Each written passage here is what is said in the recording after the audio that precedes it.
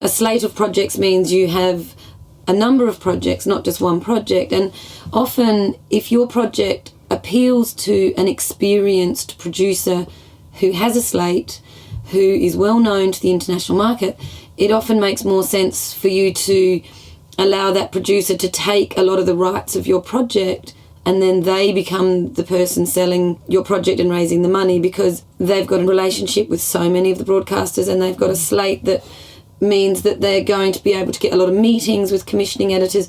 So there's a lot to weigh up. There's a lot of give and take. Sometimes if you don't want to allow a producer to step in and partly own some of your project, you may actually be losing out in the long run, because you may find yourself lost with no money and no commissions, whereas to do a proper deal with a producer who can close the deals for you may actually make more sense in the long run, and you can stick to your creative focus of making the project. Yeah, and make sure that you have reached the proper level of development before bringing it out.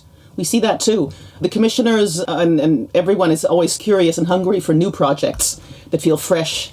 On the other hand, we all expect that there is a certain level of development. There shouldn't be too many ifs and maybes when you present your project. We expect you to have developed it both in terms of content, but also in terms of style, and let's not forget storytelling. So at the end of the day, the storytelling, your ability to make a story come alive, even when pitching, is what will actually connect at the end of the day. So it's important to take the time, possibly with an executive producer or a sales agent or someone who knows the market and understands your project, to make sure it's developed in a way that you find the right timing to present your project as well. Often you hear commissioning editors saying, we want stories, not topics. And it's not to say that films about topics don't get commissioned, and they do, but I think it's really quite important to listen to that kind of feedback and not take it personally, and not believe that that commissioner is arrogant because they said there's no story in your project, because often it takes to take a step back to have a look, is there actually a story in my project, or is this just about a theme? And if it's only about a theme, why should I make this film? Where's my credibility and experience? So all these questions that you shouldn't take personally as the filmmaker. You should really try to take criticism on board as a way to progress your opportunities or chances of getting commissioned further. If they think, oh, it's a great topic, but you don't have the story, then that is a cue to find a possible executive producer who's got a very good track record with story, creating story out of topics.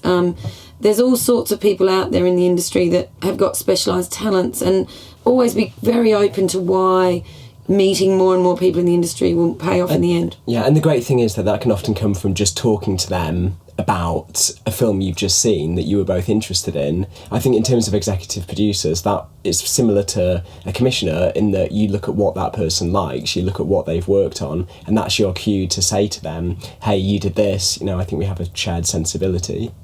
So the Meat Market is the UK's major forum for international co-financing and co-production, and it brings together around 170 decision makers from all over the world, which means buyers, commissioning editors, distributors, sales agents, executive producers, and other useful people. And it match makes them with directors and producers from all over the world who can get together and hopefully make money and exchange ideas. But on the one hand, we still need to pool together to make the high-quality, demanding films happen. But it's also about pooling together creativity and pooling together documentary professionals from many corners of the world who together can collaborate around keeping a documentary film alive. Yeah, it's about sharing expertise as well as bringing money together. For example, if you are a UK-based filmmaker and you're making a documentary in Poland, then it's really useful for you to have a setting where you can meet a Polish producer who can be your co-producer on that project and hopefully give you access to Polish national funds, for example. And that model is replicated all over the world, and particularly within Europe, I think. Yeah, because I think it still is the case many places that there are sort of entire deals where you sell all the platforms and the rights more or less to the same financer, that is broadcasting in many countries. And producers are becoming more and more aware how important it is to split these up so they can secure certain of their rights and make sure they're non-exclusive. Yeah. There's all sorts of other markets at the end of your production that exist to do with educational sales and so on. And if you've accidentally sold the educational rights to Discovery Channel or one of the channels that has international presence that likes to give you a contract that sells the entire solar system. What is it? The galaxy, every planet known now and to ever be known. Every future medium. Yeah. Then you're not going to have any opportunities to make small sales in education, which surprisingly can add up in the end.